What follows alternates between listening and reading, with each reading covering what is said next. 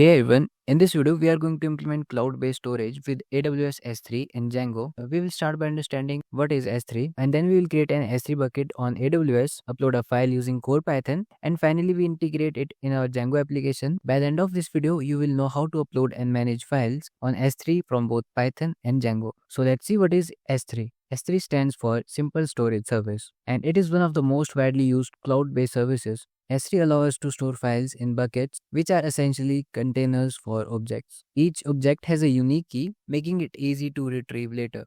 Let's take an overview of our Django app that we are going to create in this video. So this is our HTML form where we can upload a file. So after the form will be submitted, this file will be uploaded to S3 bucket, and here we list all the images that we have uploaded on S3 bucket. We can also delete the image and it will be deleted from the AWS S3 bucket. And now let's create a bucket on AWS S3 where we will upload files and documents. So first log into your AWS account and here you can search for S3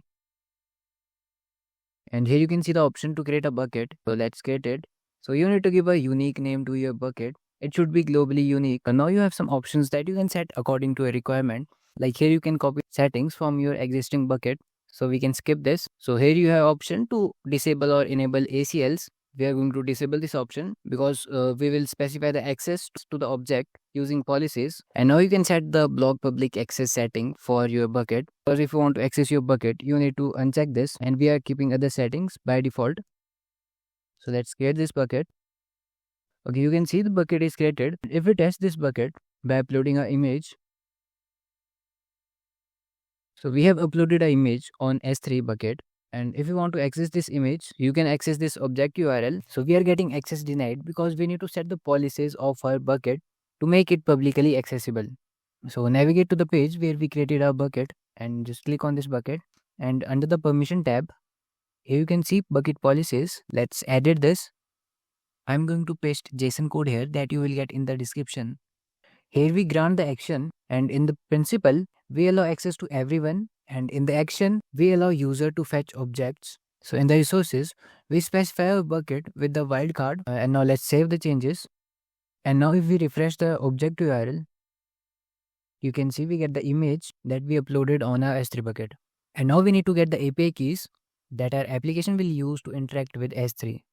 To do this, we will create IAM group, assign it necessary permissions, and then create a user to generate the keys. So in your AWS Management Console, search for the IAM, and in the sidebar, you can see user groups. So we are going to create a new group. So give this group a meaningful name. And now you can attach permission policies to this group. So I'm going to attach Amazon S3 full access. This gives the group full access to S3, but you can limit the permissions based on your application's need. Create the group, and now we are going to create a user to generate the API keys. Give it a username, and if you want to provide user access to your AWS Management Console, you can check this. Otherwise, just click on the next. And here we add this user to the group we created. So the user will inherit all the permission we attach to the S3 access group. Just click on next. So here you can review the user detail and create the user. So the user is created. Now we need to generate the API keys. Just click on this user, and here you can see the option to create access key, and then you can specify the use case. So I'm going to select local code. You can select this according to your requirement. Let's click on the next button. Here you can provide the description, but it is optional. So I'm going to create the access key. So we have created the API keys that will help our application to interact with S3. And now we upload the file from Core Python to our Amazon S3 bucket, and then we do the same in our Django project. Well, let's upload a file to S3 using Core Python. For this, we will use Boto3 library, which is the official Python SDK for AWS services. So you need to install it, and then we will import this library, and then we import OS that will help us to interact with operating system to read environment variables. And then we import loadenv that is used to load environment variables from .env file. And then we import mime types. It will guess the content type of a file based on its extension. And here we load some credentials that we have set in our .env file. Let's get a function that will take file path and bucket name in a parameter and upload the file to S3 bucket and return the object URL of that file. So here we have defined a function upload to S3, which will take file path and bucket name in the parameter, and then we initializes the S3 client using our credentials.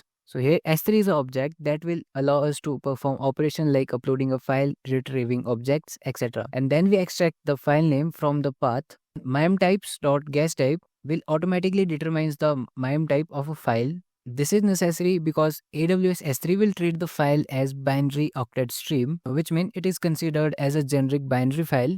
If the content type is none, we set the default content type, and now we open the file in a binary mode for reading. And here we use s3.uploadFile_obj function to upload the file directly to the S3 bucket, where we pass the file, bucket name, and the file name. We pass the content type. So this helps browser and application to know how to handle or display the file. And then we get the bucket location by the bucket name, and then we get the region to create the file URL that will be returned by this function. So if you check the object URL of any file on S3, you will see first we have S3 and then the region name. We have Amazon AWS.com, name of our bucket, and the file name. So here we have specified the region, bucket name, and file, and then upload to S3 function will return the file URL after uploading a file on S3 bucket. And here we have defined a main function in which we will call upload to S3 function to upload the file.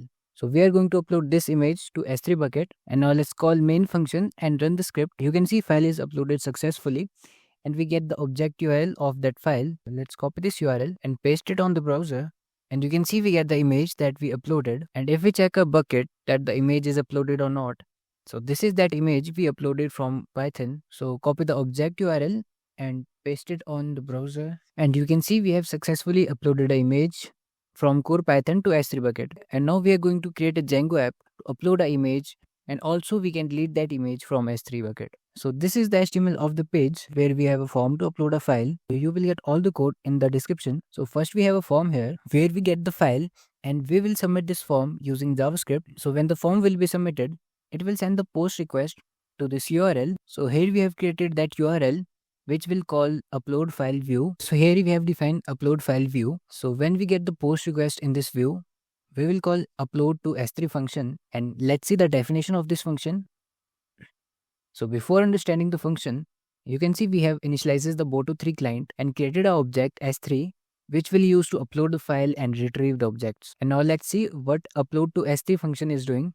We first take file and bucket name in the parameter, and then we call s3.uploadFile_obj function in which we will pass the file, bucket name, file name, and extra arguments, content type. And then we get the bucket location, and then we get the region and create the file URL. So in the view, while calling this function, we have passed the file in the first parameter and the bucket name in the second parameter. After uploading the image on S3 bucket, we will show the success message, and after uploading the file on S3 bucket, we need to list these files on our HTML page.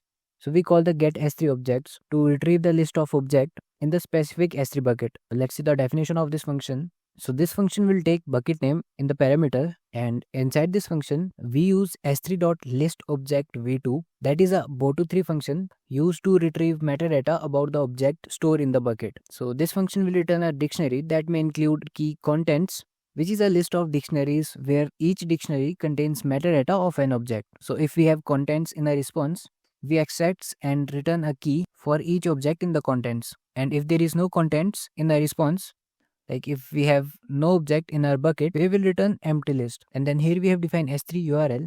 So this is the format of a URL that we already discussed in core Python, where we have the region name and the bucket name. So here images is a list of dictionaries where each dictionary contain a single key value pair, and it appends the S3 URL to each object key retrieved from the getS3Object function to create a complete URL for each file. And then we render home.html with the context images, and we are doing the same when we have get request in this view. And in the HTML, we first check if we have images, and if there is images, we loop over the images, and we have passed the image URL in the source. And if we check it on the browser, so when we upload an image, it get uploaded on S3 bucket, and after that we list that image in this page. Here you can see the source of this image, that we are getting this image from S3 bucket.